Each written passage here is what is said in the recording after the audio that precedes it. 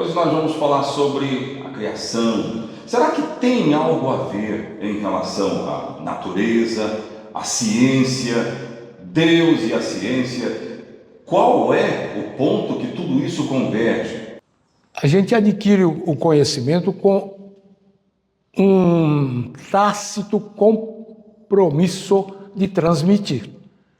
Não adianta você saber se você não for capaz de ajudar outros a entender o que você sabe. Não há conflito entre a Bíblia e a ciência? E isto é o nosso ponto alto.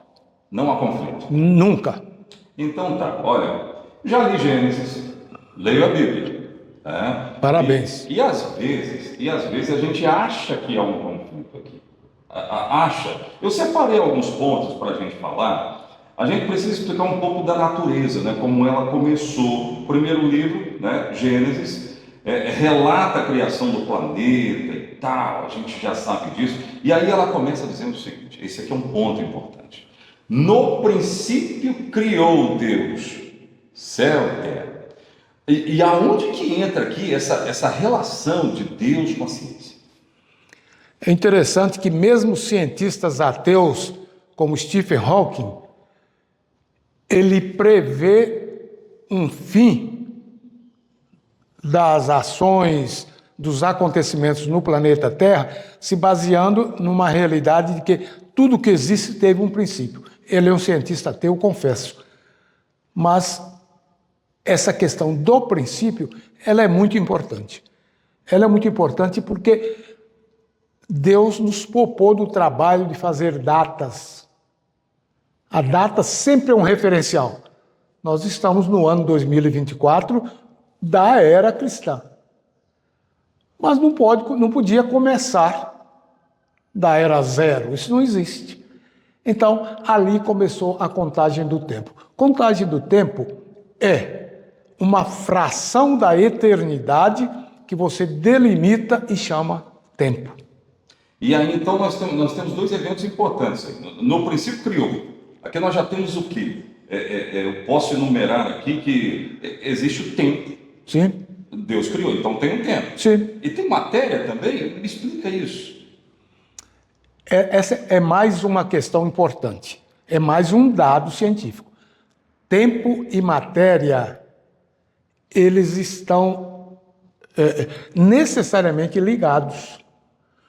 Porque ao mesmo tempo que você está lidando com matéria, que é material, que é físico, você está lidando com um conceito. Não há sentido se você falar de tempo para quê? Eu estou há muito tempo fazendo o quê? Eu tenho um material de quê, de quando?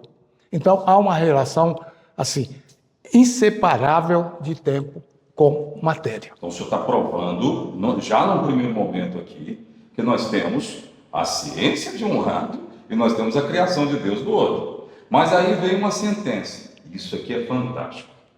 Haja luz. Havia uma escuridão, então. Eu quero saber da relação da ciência com essa ordem, com essa sentença que foi dada, então, logo na sequência. Então, vamos entender. Quando não há luz, há escuridão, há treva. Mas a treva, a escuridão, ela não tem existência por si mesma. Ela é a ausência da luz. Quando você apaga a luz, quando você desliga a luz, aparece a escuridão. Mas ela não tem existência. Ou melhor, as duas não coexistem. O que acontece no primeiro dia da criação? Deus inaugura um fenômeno fantástico que foi comprovado na nossa era. Um cidadão que nasceu no final do século XIX e faleceu em 1906, ele e sua esposa Maria, o nome dele era Pierre Curie, e ela era inicialmente Maria Skłodowska, porque ela era polonesa. Mas, por força de casamento, virou também Curie.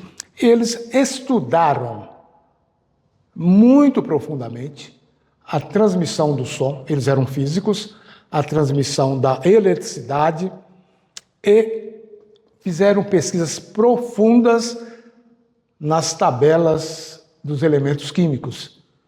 Eles é que encontraram, por exemplo, o elemento chamado polônio. Eles é que encontraram o rádio. E graças a eles é que nós temos os aparelhos de raio-x. E mais do que isso, eles foram como que protagonistas da radioterapia tão usada hoje para câncer.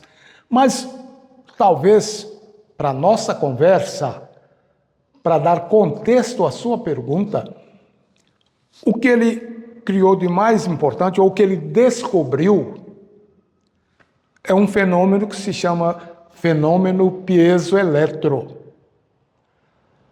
O fenômeno piezoeletro, o postulado dele diz que é possível, a partir de uma energia, você obter uma segunda energia. Então, o que aconteceu no primeiro dia? Essa frase que você falou, haja luz. O que é haja luz? Isso é energia acústica, você está me ouvindo. Energia sonora, você está ouvindo o som da minha voz. E quando ele disse haja luz, o texto continua. E houve luz. E houve. Ele transformou a energia acústica em energia luminosa. E isso é fundamental porque você pode perguntar assim, até com base em um salmo, o Salmo 139. Ele diz que para Deus a luz e as trevas é a mesma coisa. É impossível você se esconder dele. O poeta, ele está nesse salmo descrevendo a onipresença de Deus. Não tem para onde você ir, ele está ali. Tá? Agora, veja só, Oséias. Haja luz, houve luz, fenômeno piezoelétrico. Esse nome é meio complicado, não? É bem complicado.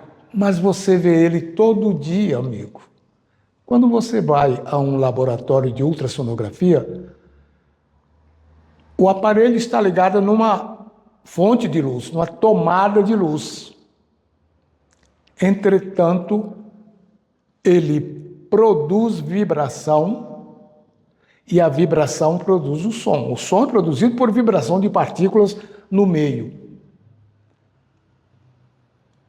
Não tem nada assim de estranho para nós, porque todo dia se faz isso. Todo dia se faz centenas, milhares de exames de ultrassonografia com base nesse fenômeno que esse relato que você citou aí, ele foi feito aproximadamente no ano 1500 a.C., em torno de 1500. E o achado do fenômeno piezoelétrico se deu já no século XIX para o século XX, para o início do século XX. Significa dizer que na rotina de vocês, o senhor mesmo lida com isso todo dia. Todos os dias o senhor vive uma sentença que foi dada por Deus lá em Gênesis, então. Exatamente. Aliás, nesse trabalho de ultrassom, que é uma coisa fantástica, você tem na mão um transdutor de som. É só a gente lembrar o que é ultrassom. Ultrassom é um som acima da nossa capacidade, acima da capacidade do ouvido de captar. A gente chama isso de hertz. Quando um som tem mais de 20.000 hertz, meu ouvido não capta. Posso trazer aqui um raciocínio, então? Sim, vamos nessa. Olha, vamos lá. Vamos concluir aqui. Primeiro, a Bíblia se antecipa à ciência. Sim. Certo? Segundo, nem todos têm acesso à ciência, mas todos podem ter acesso à Bíblia. E, de fato, a ideia de tudo é mostrar que a Bíblia ela é confiável. Então, o que o senhor está me dizendo aqui, à luz da ciência, à luz da Bíblia, é que a Bíblia tem razão. Exatamente. Eu não sou físico, estou longe disso. Estou muito longe da categoria de um cientista, estou muito longe disso, mas eu tenho na minha casa a Bíblia. Eu tenho na minha mão a Bíblia. Então, aquilo que a ciência vai me chamar, me ensinar, a Bíblia também me ensina. Com uma linguagem até mais simples. Não preciso conhecer física, eu não preciso conhecer teoremas, equações matemáticas, não preciso. A Bíblia me ensina com toda a simplicidade. E você falou muito bem. Já está provado que ela é confiável. Então, o que eu tenho que fazer é isso. Então tá dito. Vamos continuar essa série no próximo programa, então? Com certeza.